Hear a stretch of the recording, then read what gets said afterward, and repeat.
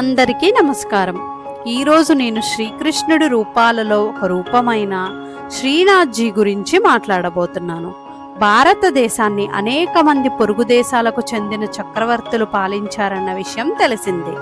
ఈ క్రమంలో కొంతమంది ఇక్కడి హిందూ మతంపై గౌరవం పెంచుకొని ఆలయాలను నిర్మించారు.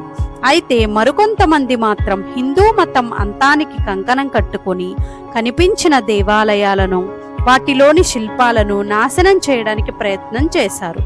ఈ క్రమంలోనే ఔరంగజేబు నుంచి ఓ అరుదైన శ్రీకృష్ణుడి విగ్రహం కాపాడటానికి మధురలోని ఆలయ నిర్వాహకులు ఓ సాహసమే చేసి విజయం సాధించారు.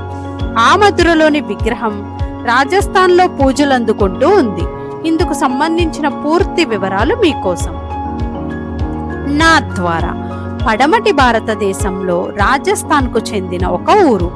ఇది ఆరావళి కొండలలో బనాస్ నది తీరంలో రాజసమంద్ జిల్లాలో ఉంది. ఉదయపూర్కు ఈశాన్యంలో 48 కిలోమీటర్ల దూరంలో ఉంది. శ్రీనాథ్జీ విగ్రహం ప్రతిష్ఠితమై ఉండడం వలన ఈ ఊరికి పేరొచ్చింది. 14వ శతాబ్దంలో నిర్మించబడిన ఈ ఆలయంలో అవతార పురుషుడైన శ్రీకృష్ణుడు 7 సంవత్సరాల బాలుడి రూపంలో దర్శనమిస్తాడు. మథురలో పూజించబడుతున్న ఈ విగ్రహం 1672లో మధుర సమీపంలో యమునా తటంలో ఉన్న గోవర్ధనగిరి నుంచి తరలించబడి 6 మాసాల కాలం ఆగ్రాలో ఉంది. నాథ్వారా అంటే శ్రీనాథ్జీ ద్వారం అని అర్థం.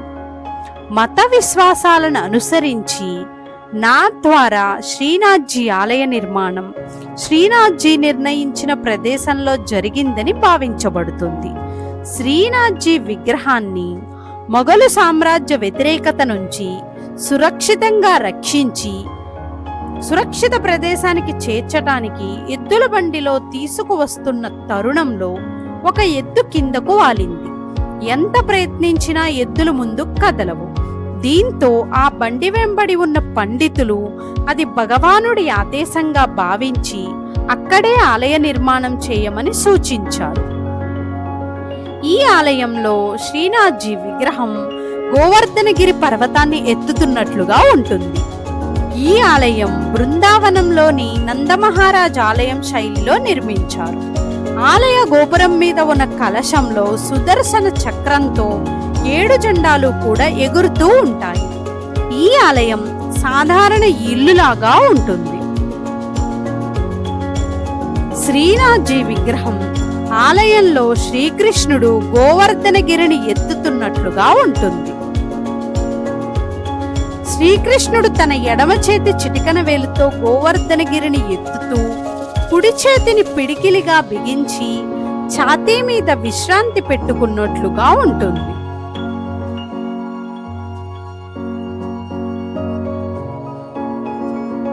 ఈ దైవం జీవించి ఉన్నట్లుగా భావించి ఆరాధించబడుతుంది.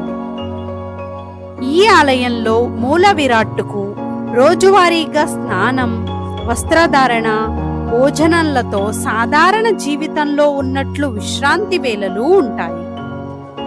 ఈ దైవాన్ని బాలకృష్ణుడిగా భావించి పిల్లల కొరకు తీసుకునే ప్రత్యేక శ్రద్ధలు తీసుకుంటారు. ఇక్కడ మీరు చూస్తున్న ఎద్దుల బండి శ్రీనాథ్జీని తరలించిన నిజమైన ఎద్దుల బండి. మీకు గనక ఈ వీడియో నచ్చితే like, share, comment. Thank you.